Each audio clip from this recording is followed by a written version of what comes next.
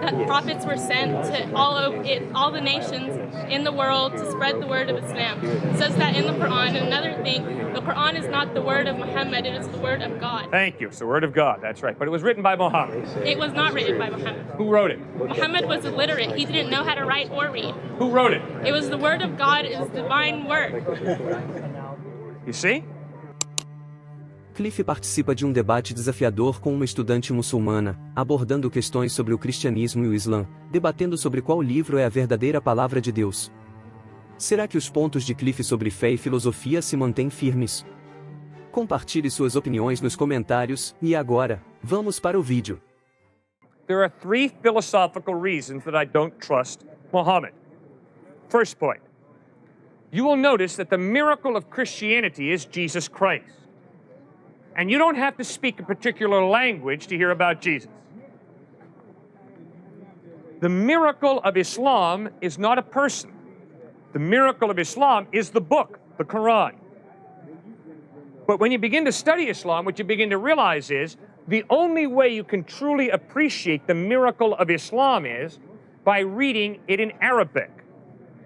My philosophical problem with that is, why all of a sudden, when God reveals himself very wonderfully in an open way in Jesus, does he suddenly say, the only way to get my clearest revelation is by learning Arabic? That prophets were sent to all the nations in the world to spread the word of Islam. It says that in the Quran. And another thing, the Quran is not the word of Muhammad, it is the word of God. Thank you. It's the word of God. That's right. But it was written by Muhammad. It was not written by Muhammad. Who wrote it? Muhammad was illiterate. He didn't know how to write or read. Who wrote it? It was the word of God, it is the divine word. You see? It's every single time. They're very consistent. I appreciate it. All right? It is the word of God, and they're very passionate about it. I respect your passion. There's no way you can rationally have a conversation with that. The same way, if you ask me, why do you believe the Bible is the word of God? And I look you in the face and I say, because it's the word of God. Rational discourse is broken down. All right, my second philosophical problem with Islam is, my Muslim friends inform me Matthew, Mark, Luke, and John are inaccurate. They're perverted gospels. In fact, it's been changed, they will say. Right, exactly. So then obviously the next question is, well, where are the unperverted ones?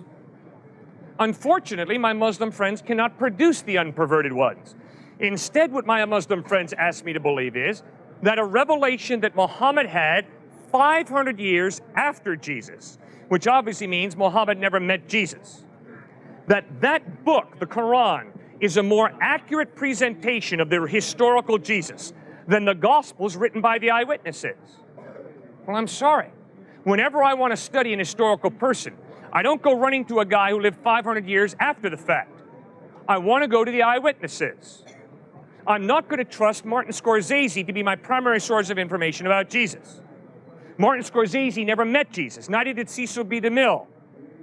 I'm going to go back to Matthew, Mark, Luke, and John, who live in the 1st century, to be my primary source of information about Jesus. Third point.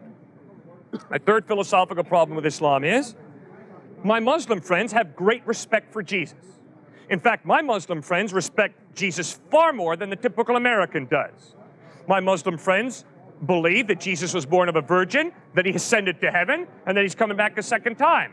Well, that's far more than the typical American believes about Jesus. But my Muslim friends say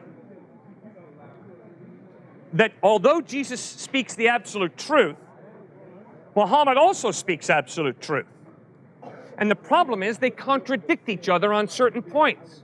You cannot have A be absolute true and then B be absolute true if A and B contradict each other. Because that does nothing then but to allow for C to come along, claiming C is absolute truth, in spite of the fact that C contradicts both B and A. You cannot have an absolute truth contradicted by another absolute truth. Did Jesus ever claim to be God? Yeah, he sure did. Yes. John 8:58, Jesus says, before Abraham was born, I am. In John 10:30, Jesus says, I and the Father are one. In John 14:9, Jesus says, he who has seen me has seen the Father. Clearly, Jesus claimed to be God. So he was both human and God at the same time? That's what he claimed. Maybe he was a lunatic, but that's what he claimed. He wasn't a lunatic. He was a prophet. Well, he claimed to be God in human form, which means he's more than a prophet. He's God in human form. But what he claimed. God is something that's superior to human form, so it doesn't make sense for God to be human because he wouldn't necessarily be higher than the other. All right, first point is God is not something. The Bible insists that God is someone, a personal being.